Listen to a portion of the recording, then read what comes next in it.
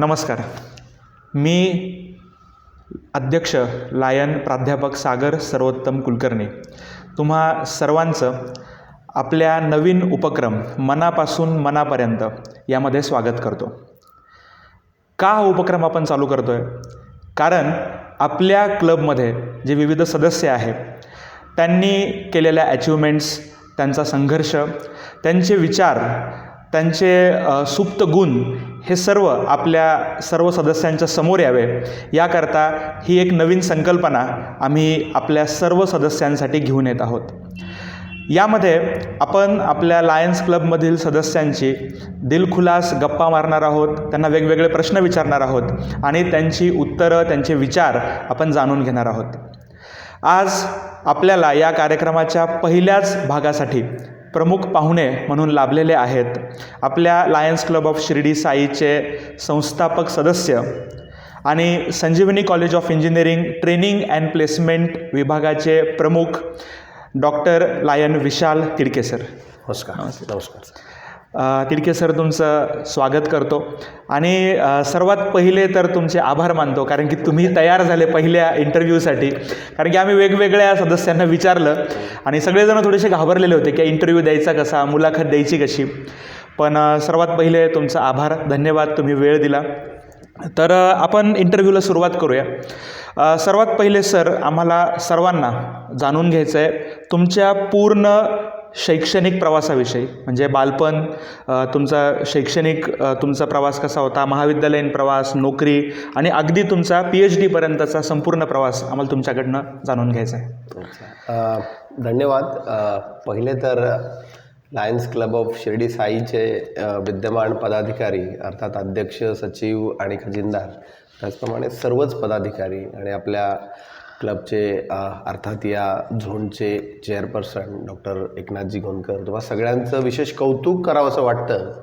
कारण की हा जो कार्यक्रम आणि या माध्यमातून तुम्ही मनापासून मनापर्यंत पोहोचण्याची जी संधी घेतली, मला असं वाटतं की आपल्या या क्लबच्या माध्यमातून घडत असलेला हे एक अतिशय स्तुत्य उपक्रम आहे, जो या झोनलाच नव्हे तर रिजनला आणि रिजनलाच नव्हे तर आपल्या डिस्ट्रिक्टला सुद्धा एक दिशादर्शक उपक्रम ठरू शकतो.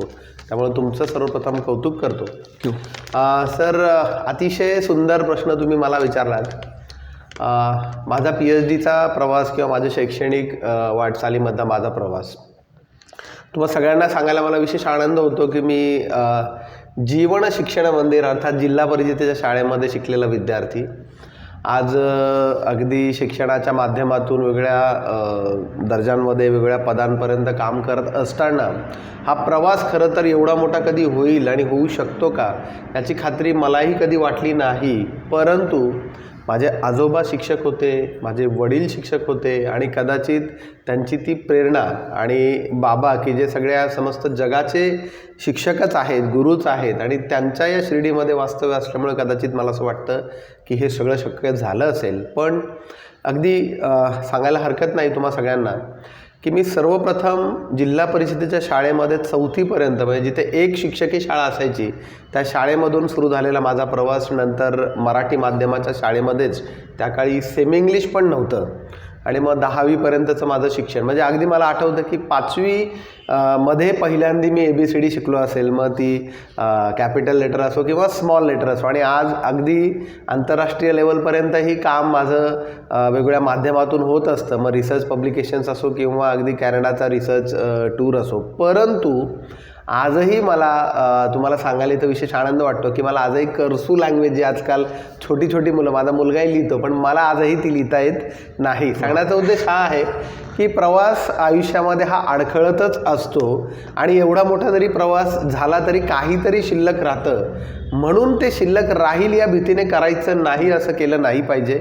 असंच कसंही काहीसं माझ्या आयुष्यामध्ये घडत गेलं आणि अडखळत मग मी 12वी आणि 12वी नंतर इंजिनिअरिंगला मी प्रवेश घेतला. केमिकल इंजिनिअरिंग मी केलं. केमिकल इंजिनिअरिंग नंतर मी फायनान्शियल मॅनेजमेंट या विषयामध्ये MBA केलं. त्यानंतर मी दुसरं MBA केलं ते ह्युमन रिसोर्स मॅनेजमेंट या विषयात, आणि तदनंतर पुणे विद्यापीठानं जेव्हा 2013 साली PhD एंट्रन्स सुरू केली, त्यानंतर Sinhagad institute of management Pune येथे रजिस्टर केलेल्या जवळपास 168 लोकांमध्ये 3 वर्षांच्या या मॅरेथॉन धावमध्ये सर्वात प्रथम PhD करण्याचा मान मला त्या वर्षीच्या बॅचमध्ये मिळाला. वा. असा हा छोटासा प्रवास आपण विचारलात, त्याबद्दल धन्यवाद. मला सर तुम्हाला विचारायचं आहे की आपला हा कार्यक्रम आता लिओ मेंबर्स पण बघणार आहेत आणि अनेक आपल्या क्लबमध्ये उच्च शिक्षितसुद्धा सदस्य आहेत. तर तुम्ही थोडक्यात तुमच्या PhD विषयी, तुमचा विषय काय होता, तुम्हाला कसे गाईड होते किंवा थोडक्यात जरी सांगितलं तरी आम्हाला आनंद होईल. सर, माझा जो PhDचा विषय आहे तो विषय होता अर्थात financial appraisal of cooperative credit societies in Ahmednagar district. अर्थात पतसंस्था आणि पतसंस्थेचं ऑडिट याच्याशी निगडीत हा आर्थिक व्यवस्थापनाशी संदर्भित असणारा विषय होता. या विषयामध्ये मी जवळपास संपूर्ण नगर जिल्ह्यातल्या नव्हे तर महाराष्ट्रातल्या 472 पतसंस्थांचा 2008 ते 2018 अशा 10 वर्षांच्या आर्थिक उलाढालीचा आणि त्यांच्या ऑडिट रिपोर्ट्सचा अभ्यास केला होता. हा करत असताना मी जवळपास 3 वर्ष हा प्रवास केला आणि त्या प्रवासाच्या दरम्यान मी 3 आंतरराष्ट्रीय रिसर्च पेपरसुद्धा पब्लिश केले होते. आणि हे करत असताना खरं तर खूप अडचणी यायच्या, खूप कधी कधी भीती वाटायची, कधी कधी नकोसं व्हायचं. कारण की प्रचंड ओढाताण करून तुम्ही एखादा रिपोर्ट तयार करता आणि पुण्याला 200 किलोमीटर स्वतः ड्राईव्ह करून मी पुण्याला जायचो. जवळपास 100 चक्र मी या 3 वर्षामध्ये पुण्याला मारल्या असतील या PhDच्या प्रवासादरम्यान. आणि मग तिथे गेल्यानंतर असं वाटायचं की आता ह्याच्यावर ॲक्सेप्टन्स मिळेल, अर्थात ह्याला स्वीकृती मिळेल आणि मी हे सबमिट केलं आणि पुढच्या पावलाला जाईल. पण अगदी सांगायला हरकत नाही की एवढं कष्ट करून पुण्याला गेल्यानंतर पुण्याहून पुन्हा काही सूचना यायच्या की एवढेसे बदल करून पुन्हा या. आणि मग ते थांबणं शक्य व्हायचं नाही. तो छोटासा बदल म्हणजे सुद्धा पुन्हा 8, 15, 20 किंवा महिनाभराचा प्रवास असायचा. आणि असे प्रचंड यातना, प्रचंड अडचणी, प्रचंड कष्ट घ्यावे लागले, प्रचंड रिजेक्शन स्वीकारावे लागले, प्रचंड मोठ्या प्रमाणामध्ये अपमानही सहन करावे लागले.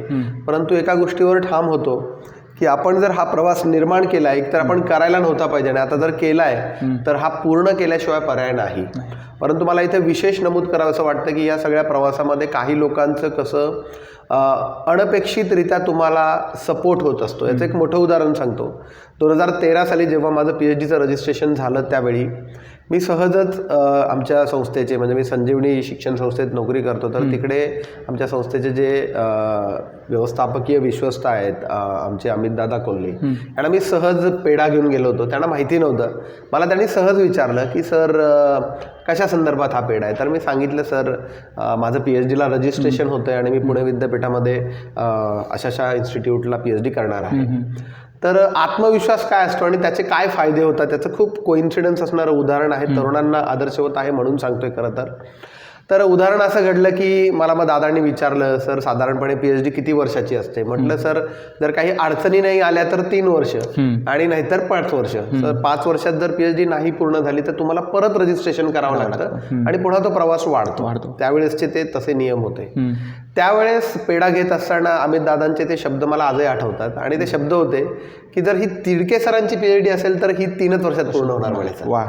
मला फार विशेष वाटतं आणि आता मला तसं भरल्यासारखं पण होते. ज्यावेळेस माझी PhD संपली त्यावेळेस मला 3 वर्ष आणि 8 दिवस झाले होते. आणि अगदी खूप रेअरली असं घडतं की तो प्रवास मिनिमम डेजमध्ये पूर्ण होतो. तर माझा अगदी तो मॅरेथॉन 3 वर्ष 8 दिवसामध्ये पूर्ण झालेला प्रवास असंख्य अडचणींचा होता. पण आज जेव्हा त्यांच्याकडे बघतो तेव्हा जाणवतंय की त्याच अडचणींमुळं कदाचित मी या क्षेत्रामध्ये जी काही उंची निर्माण करू शकलो त्याच्यासाठी तीच गोष्ट कारणीभूत आहे. याला जोडून मी पुढचा प्रश्न विचारतो की हा सगळा खडतर प्रवास झाल्यानंतर जेव्हा तुम्हाला ती डिग्री मिळाली आणि पहिल्यांदा जेव्हा तुम्ही तुमच्या नावासमोर डॉक्टर हा शब्द लावला, तो क्षण काय होता? त्या क्षणाच्या भावना काय होत्या? खूप भावनिक हा क्षण आहे तुम्हाला सांगतो मी. कारण की माझे आजोबा हे गुरुजी होते. माझे आजोबा हे आदर्शवत गुरुजी होते. म्हणजे तत्कालीन माजी खासदार प्रसादजी तनपुरे असतील किंवा जिल्हा परिषदेचे माजी अध्यक्ष रामनाथजी वाघ की जे सर्वात जास्त कार्यकालासाठी जिल्हा परिषदेचे अध्यक्ष राहिलेले आहेत, किंवा अगदी नगर अर्बन बँकेचे चेअरमन त्या काळचे मनोज सर असतील किंवा असे असंख्य राजकीय सामाजिक क्षेत्रामध्ये काम करणाऱ्या लोकांना घडवण्याची खाण अगदी अण्णासाहेब म्हस्केंचे जे व्याही आहेत तारडे म्हणून ब्राह्मणीचे, त्यांनाही घडवण्यामध्ये आमच्या आजोबांचं योगदान होतं आणि त्यांच्या योगदानामुळं असंख्य डॉक्टर्स, असंख्य राजकीय सामाजिक क्षेत्रामध्ये लोकांची निर्मिती झाली. तोच प्रवास आमच्या कुटुंबामध्येही पुढे गेला. म्हणजे मला 4 चुलते आणि 3 आत्या, तर त्या आत्यांचा 4 मुलं डॉक्टर झाले होते. म्हणजे माझ्या मोठ्या आत्याचा एक नातू डॉक्टर आहे, तो न्यूरोसर्जन म्हणून अतिशय चांगल्या पदावर पुणे येथे कार्यरत आहे. त्यानंतर माझ्या दुसऱ्या आत्याचे 3ही मुली, म्हणजे 2 मुली आणि 1 मुलगा, हे 3ही डॉक्टर्स आहेत. ते वेगवेगळ्या संस्थांमध्ये, अगदी रुबी हॉल असेल, जहांगीर असेल किंवा मुंबईला जे असेल, इकडे ते सेवा देत आहेत. त्यामुळे माझ्या आजोबांनी मला एक खंत बोलून दाखवली होती, ती म्हणजे की इकडे आमचे जे चुलते, म्हणजे त्या मुलींच्या बाजूच्या ह्या सगळ्या घटना होत्या आणि माझे चुलते किंवा आमच्या कुटुंबामध्ये शिक्षण घेणाऱ्या नातवांचं प्रमाण होतं, परंतु डॉक्टर कोणी झालेलं नव्हतं. आणि मीही या सगळ्यांमध्ये तसा थोडासा हुशार असल्यामुळे माझ्या आजोबांना माझ्याकडून ती अपेक्षा होती. पण मला इंजिनिअरिंगकडे जास्त कल असल्यामुळे मी मेडिकल क्षेत्राकडे गेलो नाही. जेव्हा PhD झाली त्यावेळेस खऱ्या अर्थानं, म्हणजे इथे बऱ्याच लोकांना कदाचित त्याची जाणीव नसेल, परंतु कायद्याच्या भाषेमध्ये सांगतो, कायद्याच्या भाषेमध्ये डॉक्टर ही पदवी ही प्राध्यापकाला लावली जाते. म्हणजे तुम्हाला जर काही लोकांना माहिती नसेल म्हणून सांगतो, परंतु समाजामध्ये डॉक्टर अर्थात आपण मेडिकल क्षेत्रामध्ये ते जास्त शब्द प्रचलित आहे, पण तांत्रिकदृष्ट्या हा शब्द प्राध्यापक मंडळींना असतो की जे लोक संशोधन करून या गोष्टी पूर्ण करतात. तर जेव्हा ते डॉक्टर पदवी माझ्या पुढे लागली, मला असं जाणवलं की माझ्या आजोबांचं स्वप्न कदाचित मी त्या माध्यमातून पूर्ण करू शकलो असेल, वडिलांचं स्वप्न मी त्या माध्यमातून पूर्ण करू शकलो असेल. मला पुढचा प्रश्न हा विचारायचा आहे की सध्या तुम्ही आता नोकरी करता संजीवनी कॉलेज ऑफ इंजिनिअरिंगमध्ये ॲज अ डीन म्हणून, ट्रेनिंग अँड प्लेसमेंट सेलमध्ये. तर मला हे विचारायचं आहे की आपल्या सदस्यांना याची जाणून घ्यायचं आहे की नोकरी व्यतिरिक्त अजून तुमचे बाहेर उपक्रम कुठले कुठले चालतात? अच्छा, खूप छान प्रश्न तुम्ही इथे विचारला आहे. मला इथे 2 गोष्टी महत्त्वाच्या वाटतात. अर्थात असंख्य वेगवेगळ्या पटलांवर काम करण्याची संधी बाबांच्या कृपेमुळे असेल किंवा तुमच्यासारख्या आणि आपल्या लायन्स क्लबसारख्या असंख्य सामाजिक संघटनेमुळे असेल मला मिळत गेली. पण त्यातले काही वाखाणण्यासारखे प्रयोग आहेत ते तुम्हाला सांगतो. इथे तुमच्या की बऱ्याच लोकांना माहिती नसेल, परंतु मी भारत सरकारचं जे मनुष्यबळ मंत्रालय आहे, अर्थात human resource development HRD ministry जी आहे, त्या HRD मिनिस्ट्रीचा मी संपूर्ण भारतभरासाठीचा ऑथोराइज्ड ट्रेनर म्हणून मी काम करतो. आणि असा ट्रेनर असणारा या शिर्डीच्या इतिहासातला मी पहिला सदस्य आहे. त्या माध्यमातून मी गुजरात या राज्यामध्ये जवळपास 10,000पेक्षा जास्त लोकांना ट्रेनिंग दिलेले आहेत. त्याचबरोबर तुम्ही जर जाणून असाल की कृषी विज्ञान केंद्र हे ministry of agriculture government of इंडियाचं जे स्थित केंद्र आहे, त्यांचा एक आंत्रप्रिन्युअरशिप डेव्हलपमेंट शेतकऱ्यांसाठी, अर्थात फार्मा आंत्रप्रिन्युअरशिप डेव्हलपमेंट प्रोग्राम, याच्यासाठीचाही मी गेल्या 10 वर्षांपासूनचा ऑथोराइज ट्रेनर आहे. आणि त्याही माध्यमातून जवळपास अगदी 100पेक्षा जास्त उद्योजक कृषी क्षेत्राशी निगडीत घडवण्याची संधी मला मिळालेली आहे. अगदी तुम्ही ज्या संस्थेबद्दल नामोल्लेख केलात, अतिशय कौतुकानं आणि तितक्यात अभिमानानं मला सांगावंसं वाटतं की संजीवनी ग्रामीण शिक्षण संस्थेमध्ये सुद्धा मी जवळपास कॉलेज ऑफ इंजिनिअरिंग ही जी एक 40 वर्ष जुनी संस्था आहे, त्या संस्थेच्या संपूर्ण इंजिनिअरिंग कॉलेजचा ट्रेनिंग अँड प्लेसमेंट अधिकारी म्हणून काम करतो. आणि आमच्या जेवढ्या संस्था आहेत संजीवनी ग्रुप ऑफ इन्स्टिट्यूटच्या अंतर्गत, त्याच्या ट्रेनिंगसाठी मी संपूर्ण ग्रुप ऑफ इन्स्टिट्यूटचा पदाधिकारी अर्थात प्रमुख म्हणून काम करतो.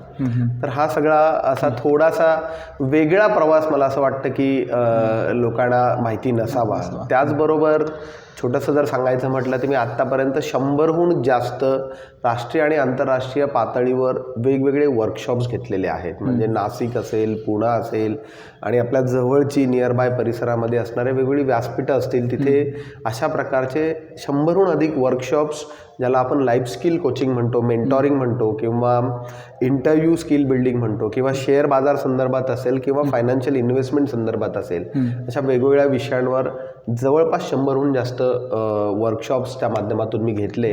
आणि आपल्या शिर्डीमध्ये कार्यरत असणारी Lions club of Shirdi Sai याचाही अगदी स्थापनेपासून मी जडणघडणीचा प्रवास करण्याचा प्रयत्न केला, एक सदस्य म्हणून किंवा वेळोवेळी असणाऱ्या वेगवेगळ्या पदांच्या माध्यमातून. त्याच माध्यमातून शिर्डीमध्ये एक अतिशय चांगलं संघटन सध्या जे कार्यरत आहे ते म्हणजे green and clean Shirdi foundation, त्यामध्येही मी कार्यरत आहे. आणि एक चांगला क्रिकेटचा खेळाडू म्हणूनही मला बरेचसे लोक ओळखतात. अगदी काळाच्या ओघामध्ये आम्ही भारतीय संघामध्ये खेळलेल्या काही खेळाडूंना खेळण्याची संधी मला मिळाली.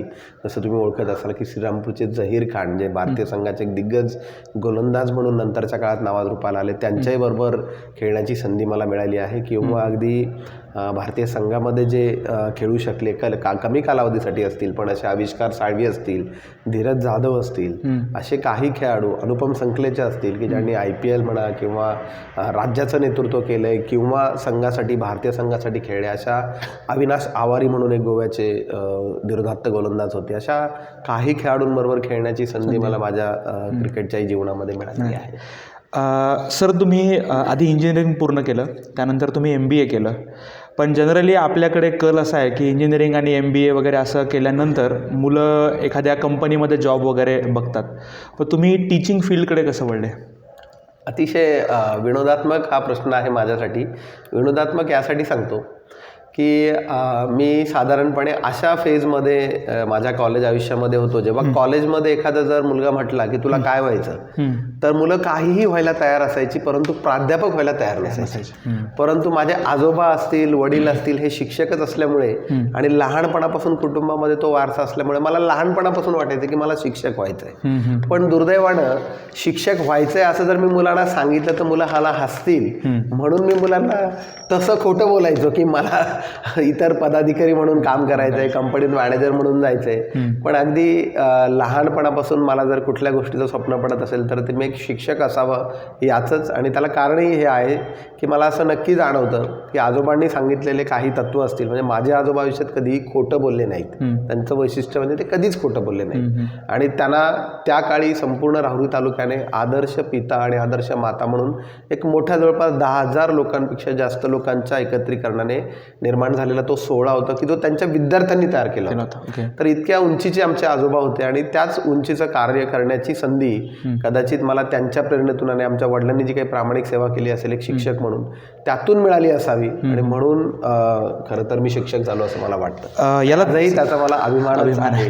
याला जोडून पुढचा प्रश्न असा की आता इतके वर्ष तुम्ही टीचिंग फील्डमध्ये आहात, तर एखादा असा कृतार्थतेचा क्षण येतो एखाद्या शिक्षकाच्या आयुष्यामध्ये, एखादा माजी विद्यार्थी आपल्याला भेटतो आणि तो खूप उंचीवरती पोहोचलेला असतो आणि त्यावेळेला आपल्याला खूप एक आनंद मिळतो की आपण याच्या जडणघडणीमध्ये आपलाही हातभार आहे.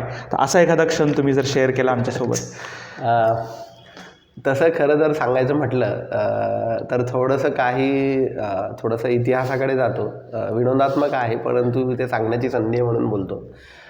माझे वडीलच शिक्षक असल्यामुळे इथे खूप कमी लोकांना हे माहिती असेल की मी शाळेमध्ये असताना सुद्धा शिक्षकाचे काही कामं करायचो. म्हणजे अगदी पेपर चेकिंगची कामं मी त्यावेळी करायचो. आणि कधी कधी मी हे पेपर चेकिंगची कामं, अर्थात वडील मला ते देत नसायची, परंतु माझा तो शिक्षणाकडे असणारा कल बघून मला माझे जे शिक्षक, आम्ही जिथे ट्युशनला यायचो, त्यांना असं वाटायचं की हा मुलगा हे प्रामाणिकपणे काम करू शकतो.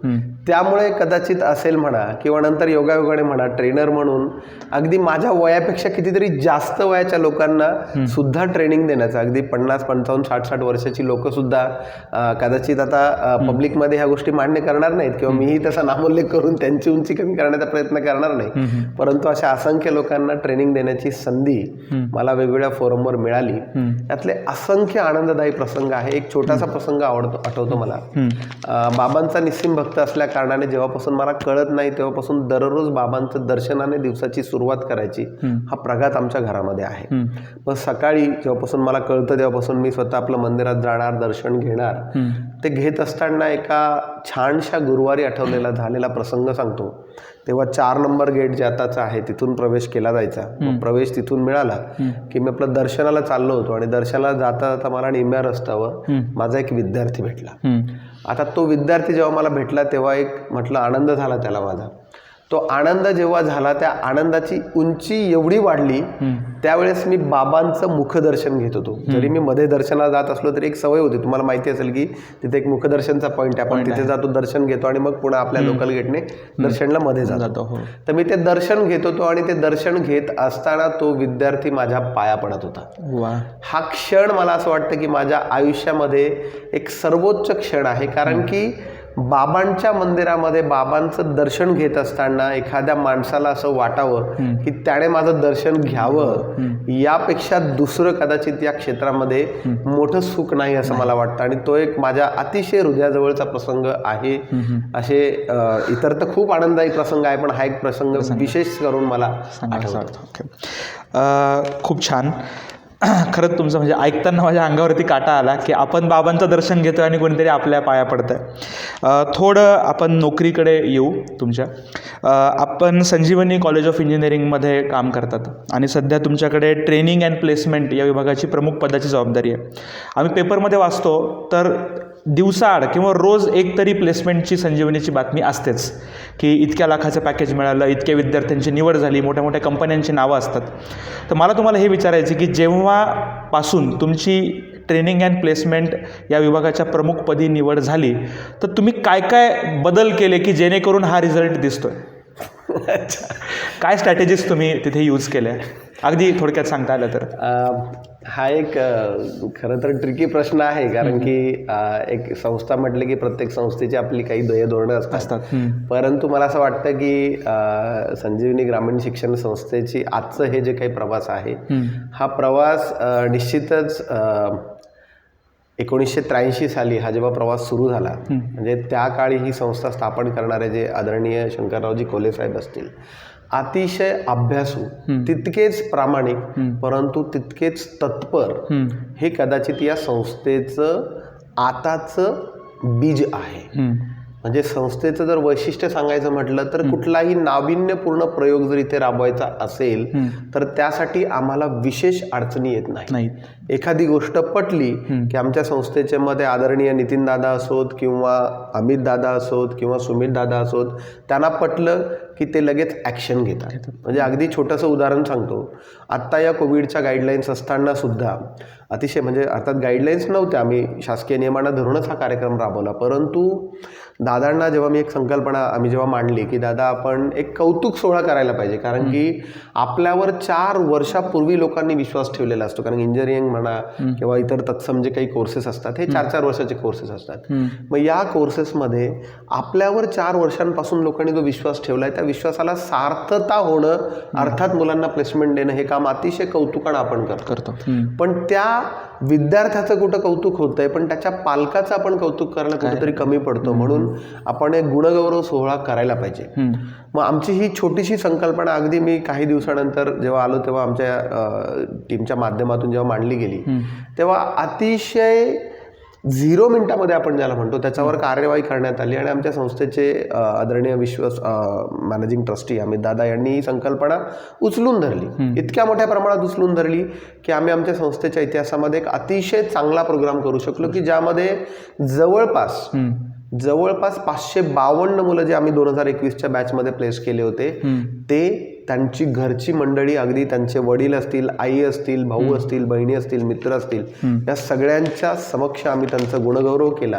आणि त्या कार्यक्रमामध्ये कितीतरी विद्यार्थ्यांनी आपल्या प्रतिक्रिया, आपल्या डोळ्यातील आनंदाश्रूंच्या माध्यमातून असेल किंवा अगदी आमच्या व्यवस्थापनाच्या मंडळींच्या पाया, अगदी काही एक म्हातारा पुरुष जेव्हा अमित दादांच्या पाया येऊन पडला, तो क्षण एक संस्था म्हणून आमच्या सगळ्यांच्या खूप मनाशी असा वाटला आणि कुठेतरी कुठेतरी संस्था चालक म्हणून त्यांना असेल किंवा त्या कामाचं आम्ही जे काही काम करतोय त्या माध्यमातून त्यात असेल, त्याचा मला एक विशेष आनंद वाटला आणि अभिमान वाटला की आपण खरं समाजाची जी जबाबदारी आहे शिक्षण देण्याची, एक चांगलं शिक्षण देण्याची, ती पूर्ण करतोय. तर मला वाटतं या सगळ्या गोष्टीचं रहस्य एकच आहे की आमच्याकडे निर्णय प्रक्रिया जी असते, एखादा विषय पटला की तो कार्यरत करण्यासाठी जी काही एक सपोर्ट सिस्टम लागते, एक व्यवस्थापन म्हणून, ते आम्हाला निश्चित मला वाटतं मिळतं आणि तेच खरं तर या सगळ्या प्रक्रियेचं यश आहे असं मला वाटतं.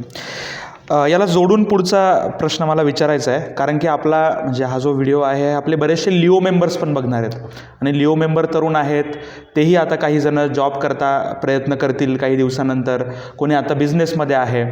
तर त्यांना आता खरं तर हा खूप वेगळा विषय आणि खूप मोठा विषय, म्हणजे याच्यावरती आपली वेगळी मुलाखत होऊ शकते, इतका मोठा हा विषय. पण समजा त्यांना सक्सेसफुल व्हायचं आहे जॉबमध्ये, त्यांच्या बिझनेसमध्ये, तुम्ही अगदी थोडक्यात काही त्यांना टिप्स सांगू शकता का? की समजा आता कंपनीज येतात, तुमच्या समोर इंटरव्ह्यू वगैरे होतात, एखादा सिलेक्ट होतो, त्याच्यामध्ये कंपनी असं काय बघते की त्याला सिलेक्ट करते? कारण की बऱ्याच वेळेला मार्क कमी असतील तरी पण कंपनीला तो विद्यार्थी आवडतो, ठीक आहे. तर असं काही तुम्ही आपल्या लिओ मेंबर्सला सांगू शकतात का, की अगदी थोडक्यात काही टिप्स किंवा काही असे पॉईंट्स की जे लक्षात त्यांनी ठेवावेत? खूप छान, खूप छान. मला असं वाटतं की खरं तर आपला हा जो उपक्रम आहे, या उपक्रमातही तुम्ही जेव्हा मला बोलवलं तर मला माझं सेल्फ ॲनालिसिस करण्याचं जे काही संधी मिळाली, खरं तर मी त्याकडे बघतच नव्हतो. मी जर कुठल्या उद्देशाकडे बघत असेल आणि मी जर इथे आलो असेल तर दोन गोष्टींसाठी. एकतर म्हणजे तुम्ही हा जो काही आनंद निर्माण करण्याचा जो प्रसंग निर्माण केला आहे मनापासून मनापर्यंत, याला शुभेच्छा देण्यासाठी खरं तर मी आलो आहे. आणि दुसरं सगळ्यात महत्त्वाचं म्हणजे मला असं वाटलं की या माध्यमातून अशी एखादी संधी नक्की निर्माण होईल की ज्या माध्यमातून समाजाला काहीतरी दिशादर्शक देण्याचं एक प्लॅटफॉर्म तयार होईल. मला असं वाटतं हा प्रश्न म्हणजे त्याचंच एक द्योतक आहे. मित्रांनो, आयुष्यामध्ये यशस्वी होण्यासाठी तुम्हाला ना ज्या काही तशा खूप गोष्टी लागत नाही, पण माणूस उगीचच काय होतं ना की वर्तमानपत्र असतील, आजकाल इंटरनेटचा प्रचंड मोठा पसारा वाढत चालला आहे, किंवा बऱ्याच वेळेस काउन्सिलर्स असतील, अशा मोठ्या मोठ्या नावांमुळे मुलं घाबरतात खूप आणि त्या सगळ्या शब्दांच्या जंजाळामध्ये स्वतःमध्ये इतके अडकून आणि इतके गुरफटून जातात की त्यामुळे नेमका यशासाठी लागतं काय हे कळतच नाही.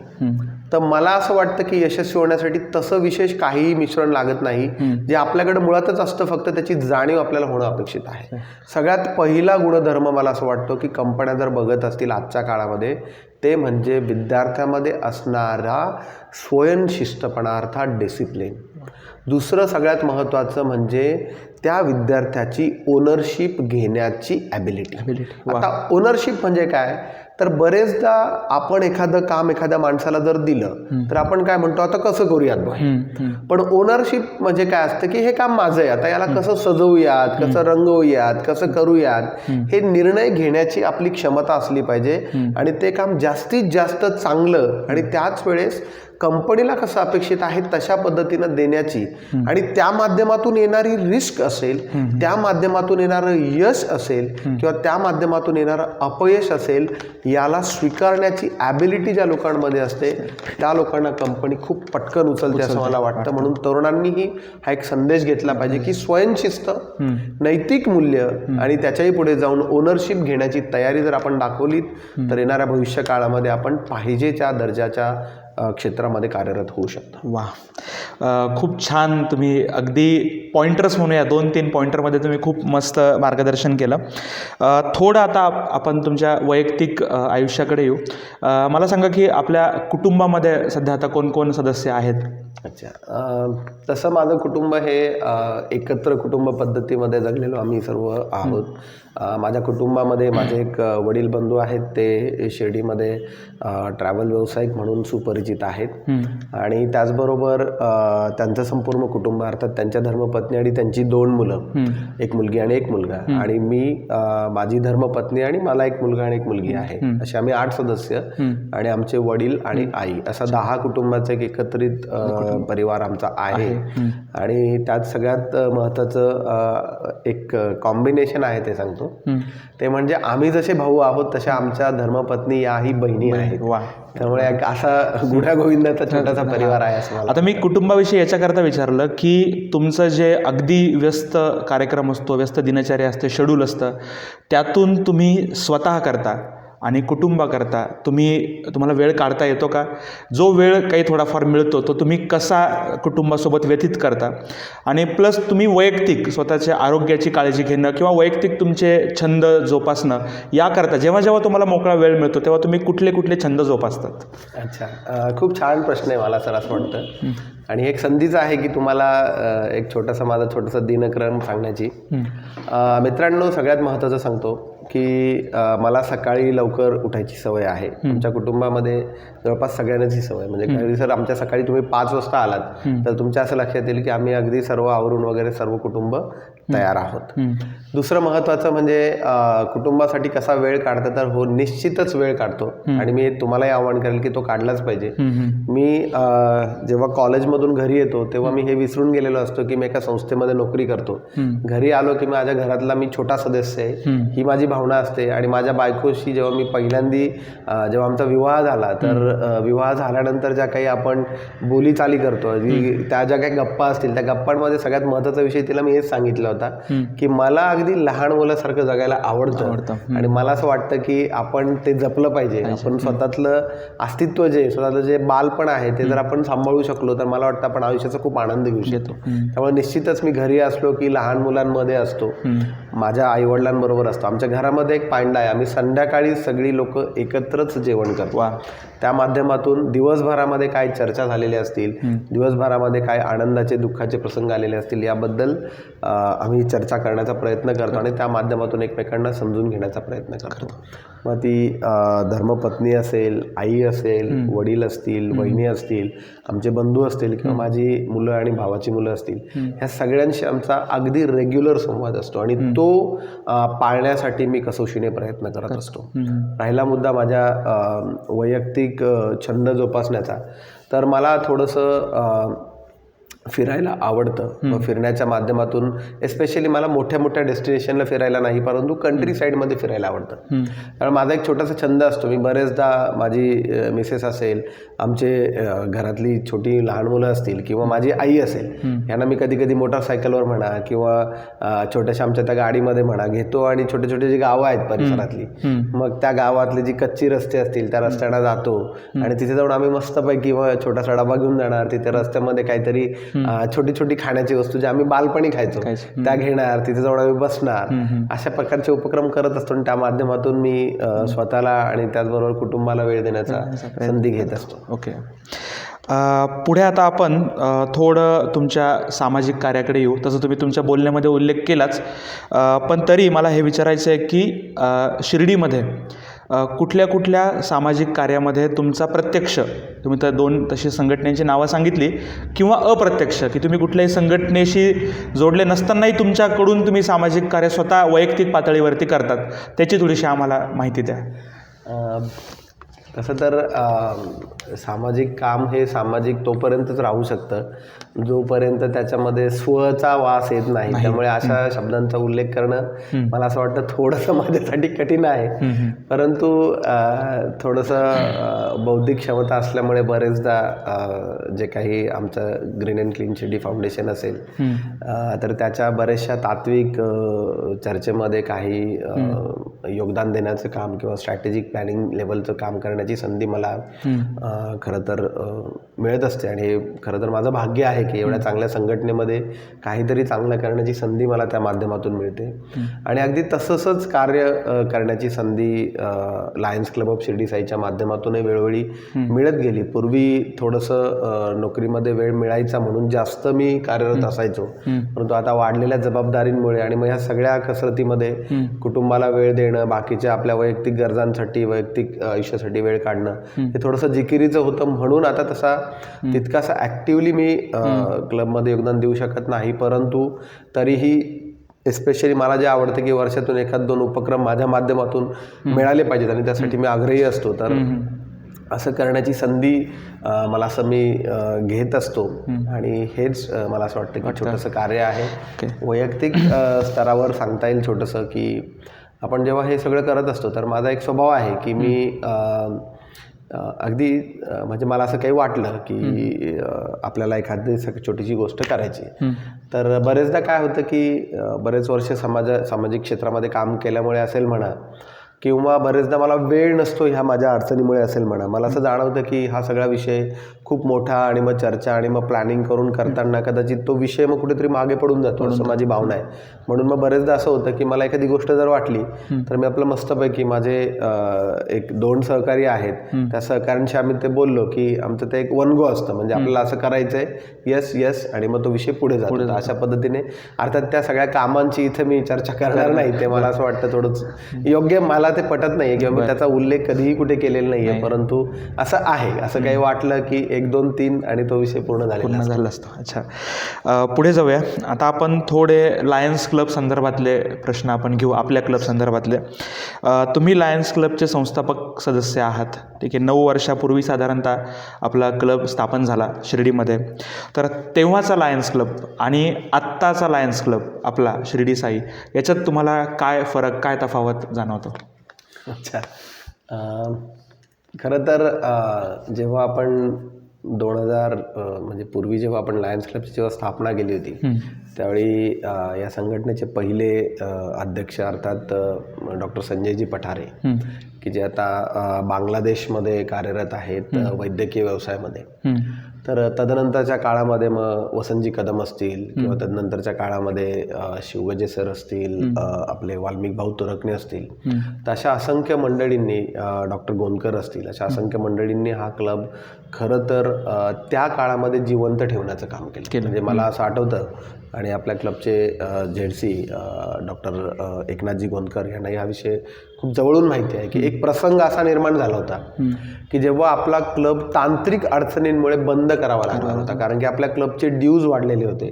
कारण की खूप मोठ्या प्रमाणामध्ये त्यावेळेस नवीनच हा क्लब सुरू झाल्यामुळे, म्हणजे डॉक्टर वर्मा असतील, डॉक्टर बजाज असतील, म्हणजे जवळपास हॉस्पिटलचे सगळे डॉक्टर्स आणि गावातली बरीचशी मंडळी त्यावेळी लायन्समध्ये आपण डायरेक्ट सदस्य म्हणून करून घेतली होती. आणि प्रत्येक सदस्याला लागणारी जी फी आहे इंटरनॅशनलची आणि नॅशनलची, त्यामुळे जवळपास क्लबला 1 लाख रुपयांचा ड्यू तयार झाला होता. हे पैसे जर आपण भरले नसतो तर आपण ब्लॅकलिस्टेड झालो असतो आणि मग आपल्याला थांबावं लागलं असतं. मग त्यावेळेस आम्ही जे काही आमची 4-5 लोकांची टीम होती, मग डॉक्टर गोंदकर असतील, मी स्वतः असेल, लवांडे सर होते, त्यानंतर दिलीपजी वागचौरे होते, वसंतजी कदम होते आणि संजयजी पठारे होते. आम्ही 5-6 लोकांनी मिळून मग अगदी आम्ही स्वतःने प्रत्येकाने आपल्या खिशातून एक ठराविक रक्कम काढली. म्हणजे स्वतःचा सदस्यत्व फी दिलीच, पण त्याचबरोबर इतरांची थोडीफार फी दिली आणि त्याचबरोबर काही सदस्यांकडून ती फी गोळा करून, माझंही आठवतं तो पैसे भरण्याचा जो प्रसंग होता, मग त्या माध्यमातून आपला क्लब वाचला. आणि त्यावेळी खरं तर अशी भीती वाटायची की यार आपण हे सगळं करतोय पण हे पैसे वाया तर जाणार नाहीत. पण आज ज्या वेळेस ह्या क्लबकडे आम्ही बघतोय, म्हणजे ज्या पद्धतीने डॉक्टर गोंदकरांनी नंतरच्या काळामध्ये जेव्हा हा जडणघडणीतून वर आणण्यासाठी जो काही प्रयत्न केला असेल आणि त्यांना ही काही यशस्वी साथ, मग गोंदकर मॅडम असतील, रजनीताई गोंदकर असतील, त्यांनी मग नंतर लायनीज क्लबच्या माध्यमातून या क्लबला आणखी एक वेगळी झळाळी दिली. आणि नंतरच्या काळामध्ये आता अगदी आता हे जे काही नवीन गँग आली आहे, यांनी सगळ्यांनी मिळून जो लिओ क्लबची स्थापना केलेली आहे, त्याही माध्यमातून मला असं वाटतं की खूप मोठी उंची आजच्या काळामध्ये निर्माण झाली. आणि निश्चितच तुम्ही सागर कुलकर्णी असतील किंवा महेशजी वैद्य असतील किंवा लवांडे सर असतील, ॲडव्होकेट संदीपजी गोंदकर असतील किंवा आत्ताच्या सध्याच्या घडीला जे काही ॲक्टिव्ह असणारे सर्वच लायन्स, लिओ आणि लायनीज क्लबचे जे सदस्य असतील, माधुरीताई शिंदे असू देत किंवा रजनीताई गोंदकर असू देत किंवा लवांडे मॅडम असू देत किंवा वैद्यताई असू देत, या सगळ्यांनी किंवा गोंदकर मॅडम असू देत, या सर्वांनी या क्लबमध्ये नंतरच्या काळामध्ये बहुआयामी काम केले. आणि आज जेव्हा मी याच्याकडे बघतोय तर एक नौखा क्लब इथून आपल्या क्लबची जी सुरुवात होती, आज तो नौखा राहिलेला नाही तर एक पंचतारांकित क्लब झालेला आहे असं मला वाटतं. आणि त्यासाठी निश्चितच तुम्ही सर्व पदाधिकारी, म्हणजे आजचे असतील किंवा मागच्या लाईन स्टिक इयरचे असतील, त्याच्या मागच्या लाईन स्टिक इयरचे असतील, या मागच्या 3-4 वर्षातले जेवढे पदाधिकारी आहेत त्यांनी ज्या पद्धतीने काम केलं, मला असं वाटतं त्याने आता हा क्लब एक छोट्याशा रोपट्यापासून एक पंचतारांकित क्लब झालेला आहे असं मला वाटतं. धन्यवाद. तुम्ही बघितलं असेल, आज आम्ही ग्रुपवरती विचारलं होतं की विशालजींना कोणाला काही प्रश्न विचारायचे असतील तर ते मला व्हॉट्सॲपवरती पाठवा. तर मला महेश वैद्यांनी मला प्रश्न पाठवला आणि तो प्रश्न असा होता की तुम्ही लायन्स क्लबचे संस्थापक सदस्य आहेत आणि आत्तापर्यंत एक 8-9 वर्षाचा काळ गेलेला आहे, पण तुम्ही कधीही अध्यक्षपद का स्वीकारलं नाही? का मी याचा प्रश्नाचा म्हणजे उल्लेख असा याच्याकरता करतो कारण की तुम्हाला माहिती असेल की समजा लायन्स क्लबमध्ये पुढचे जे नेतृत्व असतात, म्हणजे ZC असेल, RC असेल किंवा DG पदासाठी निवडणूक होते, तर या सगळ्यांसाठी एक बेसिक क्रायटेरिया असतो की तुम्ही एकदा अध्यक्ष झालेलं पाहिजे असं. आणि तुमच्याकडे जे ज्ञान आहे, तुमचं जे स्किल आहे, अशा लीडरची खरंच ॲक्च्युली लायन्स क्लबमध्ये जर तुमचं म्हणजे काय म्हणूया की त्याचा उपयोग झाला असता नेतृत्व गुणांसाठी, मग तुम्ही अध्यक्षपद स्वीकारलं नाही, त्यामुळे पुढचेही सगळे रस्ते सध्या बंद आहेत. ठीक आहे, त्यामुळे तुम्ही अध्यक्षपद का नाही स्वीकारलं? आमचा गोड आरोप आहे तुमच्यावरती. खरं तर त्याची 2 मुख्य कारणं आहेत. एक तर सगळ्यात पहिलं मुख्य कारण म्हणजे मी अगदी ज्यावेळी पहिल्यांदी या संघटनेमध्ये एक ॲक्टिव्ह पद जेव्हा घेतलं होतं, म्हणजे अगदी संघटनेच्या स्थापनेच्या वेळी, तर त्यावेळेस जे पद मी घेतलं होतं तेही घेताना माझं त्यावेळेसचे जे काही शब्द होते ते हेच होते की मला एक सदस्य म्हणूनच राहायला आवडेल, परंतु संघटनेची गरज म्हणून मी या पदावर काम करतोय. परंतु माझी विनंती राहील की आता ही गरज पुन्हा पुन्हा निर्माण होणार नाही याची आपण काळजी घ्या. त्याचं एक कारण सांगतो की माझा एक स्वभाव आहे, एखादं काम जर घेतलं तर ते काम संपूर्णपणे प्रामाणिकपणे करणं, आणि मग एक माणूस एका वेळेस वेगवेगळ्या जबाबदाऱ्या पूर्ण करू शकत नाही याची मला वैयक्तिक जाणीव आहे. आणि म्हणून मला असं वाटतं की ज्या कामाला आपण न्याय जोपर्यंत देऊ शकत नाही तोपर्यंत आपण ते घेतलं नाही पाहिजे. आणि आता वाढत चाललेल्या जबाबदाऱ्यांमुळे हे शक्यच होत नाही, आणि म्हणून खरं तर माझा या गोष्टीसाठी नम्र नकार असतो. परंतु हो, हे निश्चित आहे की या माध्यमातून लीडरशिप्स पुढे आल्या पाहिजे. म्हणजे ज्यांना खरंच शक्य आहे त्या प्रत्येकाने या माध्यमातून पुढे आलं पाहिजे. म्हणजे मी बघतो की मागच्या या कार्यकालामध्ये जेवढे अध्यक्ष असतील किंवा जेवढे सेक्रेटरी असतील किंवा ट्रेझरर असतील किंवा VP1 झाले असतील किंवा बाकीची जी काही लीडरशिपची पदं त्यांनी घेतली असतील, या माध्यमातून त्यांच्यातला व्यक्तिमत्व विकास जो झाला आहे तो अगदी मला स्पष्टपणे जाणवतो. आणि कदाचित हा क्लब जो अगदी नवखा होता, तिथून आज म्हणजे आपल्या क्लबला म्हणजे 2 मोठ्या घटना मला असं वाटतं की या पूर्ण कार्यकालामध्ये ज्या मिळाल्या. एक तर पहिले म्हणजे आपण जर बघितलं असेल की आता डॉक्टर एकनाथजी गोंदकर हे सध्या झोनल चेअरमन म्हणून कार्यरत आहेत, आणि ही आपल्या क्लबला मिळालेली एक लायन्स क्लबला मिळालेली खूप चांगली उंची आहे. आणि त्याच्याही पूर्वी आपण जर बघितलं असेल तर की प्राध्यापक रजनीताई गोंदकर यांनाही या लायन्स क्लब जो होता याच्या जिल्हा स्तरावर अगदी DG लेवलचं काम करण्याची त्यांना संधी मिळाली.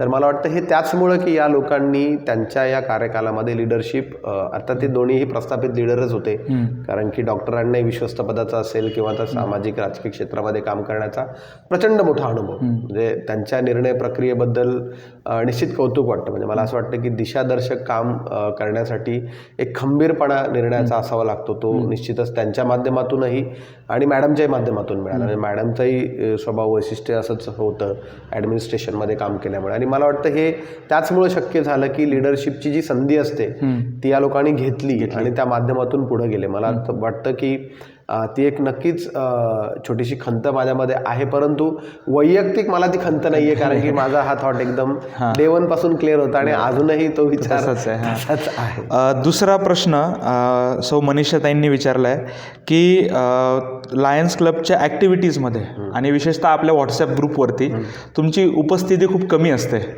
आणि असं म्हणूया की इतर ठिकाणी जास्त असते उपस्थिती, पण आपल्या क्लबच्या ॲक्टिव्हिटीजमध्ये कमी असते, असं का? हा एक आरोप मी मान्य करतो की अर्थात इतर ग्रुपवर जास्त ॲक्टिव्ह असते असं नाही, परंतु या ग्रुपवर जास्त ॲक्टिव्ह नसते. अर्थात मी व्हॉट्सअपला मेसेजिंग रिप्लाय करणं हे माझी थोडी मर्यादा आहे, मी नक्की मान्य करतो. परंतु मला असं वाटतं की हा आरोप परत अशी जर काही मुलाखत झाली तर त्यावेळी राहणार नाही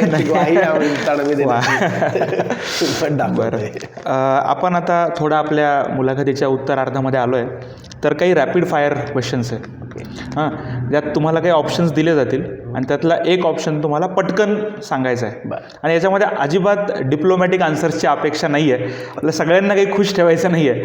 ठीक आहे. तर सगळेजण त्यांना तुमचं जे उत्तर आहे ते अगदी आनंदाने ऐकतील आणि मान्यही करतील. सो अगदी 3-4 प्रश्न फक्त रॅपिड फायरचे आहेत. ठीक आहे. पहिला प्रश्न, सर्वात जास्त काय आवडतं? 1. विद्यार्थ्यांना प्रत्यक्ष शिकवणं की 2. शैक्षणिक संस्थेचं व्यवस्थापन करणं? निश्चितच उपक्रम नंबर 1, विद्यार्थ्यांना शिकवणं हेच मला आवडतं. बरं. पुढचा प्रश्न, आवडतं तुमचं शैक्षणिक शाखा कुठली आहे? ठीक आहे. इंजिनिअरिंग का मॅनेजमेंट? अच्छा, मला व्यवस्थापन शास्त्र आवडतं आणि मी त्यातच जास्त रमतात. पुढचं, शिर्डीतील आवडती सामाजिक संस्था Lions club of Shirdi Sai का ग्रीन अँड क्लीन? महेश वैद्यांकडनं आलेला प्रश्न आहे. सामाजिक संस्था असेल तर निश्चितच मी ग्रीन अँड क्लीन शिर्डी म्हणेल. त्याचं कारण सांगतो की ते एक सामाजिक विषय घेऊन समोर आलेले आहे. लायन्स क्लब याची व्याप्ती थोडी वेगळी आहे. लायन्स क्लब ही सामाजिक, त्याचप्रमाणे कौटुंबिक आणि त्याचप्रमाणे एक आनंददायी संस्था आहे. त्यामुळे या दोन्ही मला असं वाटतं की वेगळ्या कॅटेगरीमध्ये. आणि रॅपिड फायरमधला शेवटचा, की लायन्स क्लब ऑफ शिर्डी साईचे आत्तापर्यंत जी कारकीर्द झाली आहे 8-9 वर्षाची, त्याच्यापैकी सर्वात आवडते अध्यक्ष कोण? अगदी इथे सुद्धा मी कुठल्याही पद्धतीनं डिप्लोमॅटिक आन्सर देणार नाही आहे.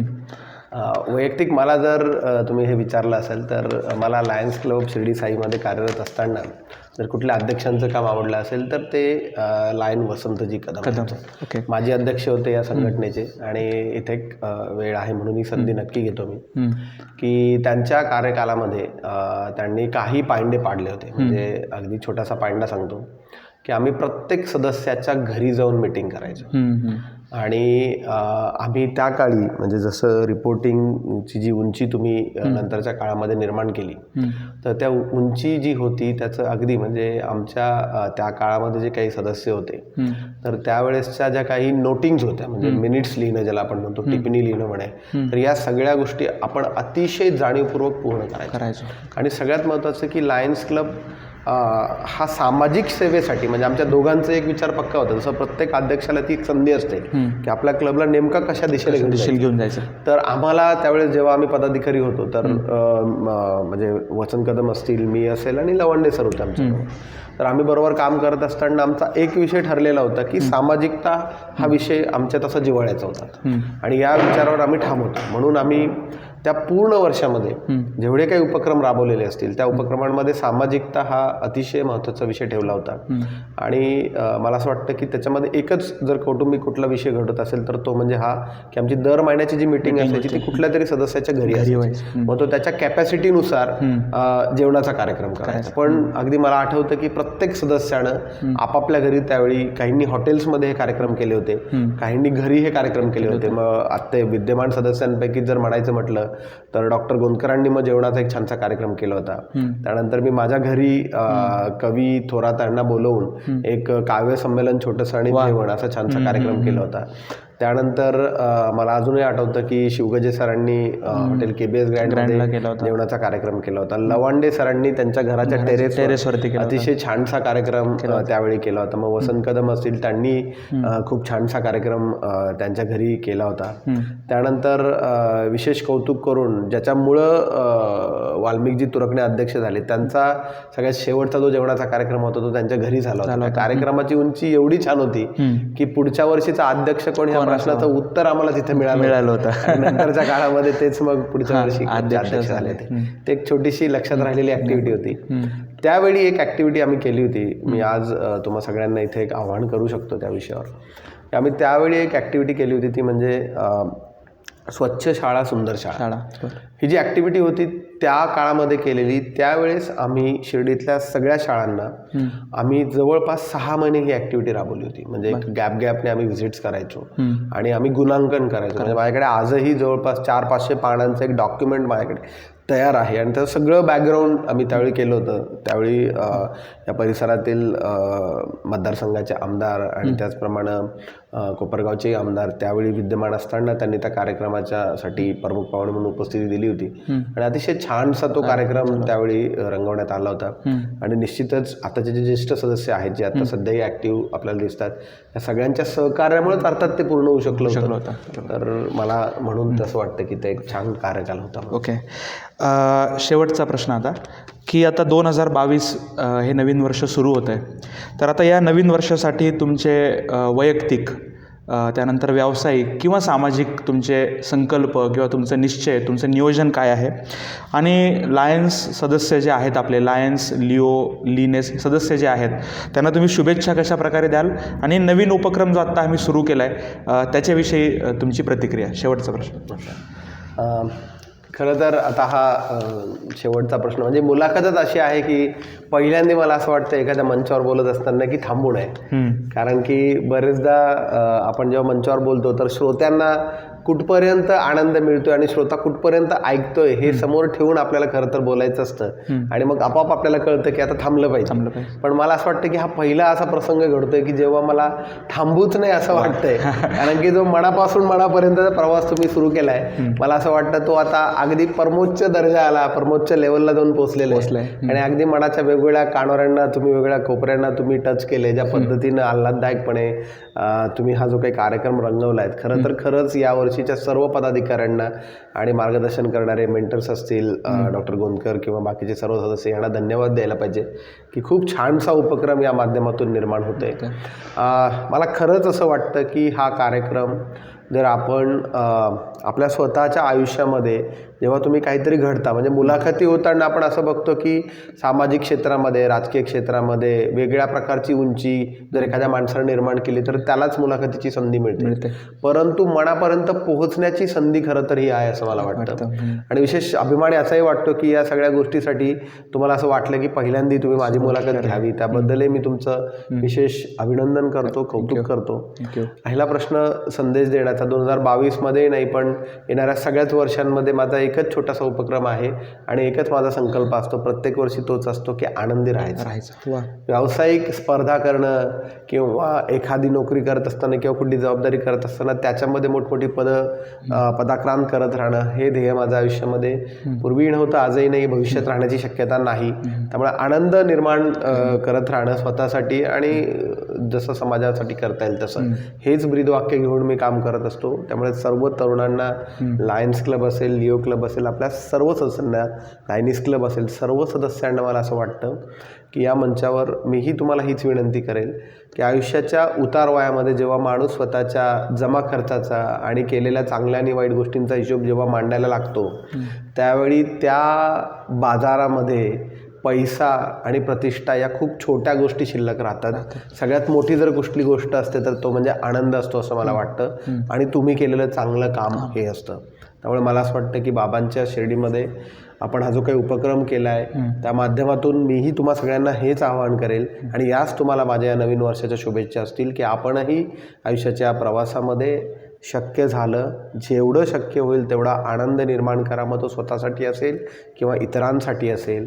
आणि बाबांचा जो श्रद्धा आणि सबुरी मंत्र आहे याच्यावर विश्वास ठेवून अगदी बाबांना साजेसं असं शिर्डीकर म्हणून किंवा शिर्डीतील एक आपण सुजाण नागरिक म्हणून एक चांगली आपली त्याचप्रमाणे गावची प्रतिमा कशी राहील यासाठी प्रत्येकानं कार्यरत राहिलं पाहिजे असं तुम्ही कराल ती अपेक्षा ठेवतो. आणि तसंच काहीतरी या मनापासून मनापर्यंतच्या कार्यक्रमाच्या माध्यमातून होतंय असं मला वाटतं. म्हणून तुम्हा सर्व आयोजकांचं पुन्हा एकदा कौतुक, धन्यवाद. हे होते आपल्या लायन्स क्लब ऑफ शिर्डी साईचे संस्थापक सदस्य लायन डॉक्टर विशाल तिडके सर. आपण त्यांच्याशी अगदी मनमोकळ्या गप्पा मारल्या. त्यांचे व्यावसायिक, त्यानंतर सामाजिक, वैयक्तिक आणि लायन्स क्लबविषयीचे विचार आपण अगदी मनमोकळे त्यांनी मांडले आणि आपण ऐकून घेतले. ज्या प्रकारे त्यांना असं वाटतं आहे की ह्या गप्पा थांबू नयेत, असं खरं तर मलाही वाटतं आहे की ह्या गप्पा थांबू नये आणि अजून त्यांना बोलतं करावं. पण कुठली जी चांगली गोष्ट असते त्याला कुठेतरी शेवट असतो आणि त्यामुळे आजचा हा एपिसोड आपल्याला थांबवावा लागतो आहे. मला अशी आशा अपेक्षा आहे की तुमच्या मनातले प्रश्न मी सरांना विचारले असतील आणि त्यांचं व्यक्तिमत्व तुम्हाला सर्वांना या व्हिडिओच्या माध्यमातून, या मुलाखतीच्या माध्यमातून समजलं असेल. सर्व सदस्यांनी लवकरच आम्ही तुमच्याकरता या कार्यक्रमाचा पुढचा एपिसोड किंवा पुढचा भाग आम्ही लवकरच तुमच्याकरता घेऊन येऊ. हा व्हिडिओ तुम्ही सगळ्यांनी नक्की लाईक करा आणि आपल्या मित्रांसोबत आणि आपल्या ओळखीच्या लोकांसोबत हा व्हिडिओ नक्की शेअर करा अशी विनंती करतो. धन्यवाद. नमस्कार. नमस्कार.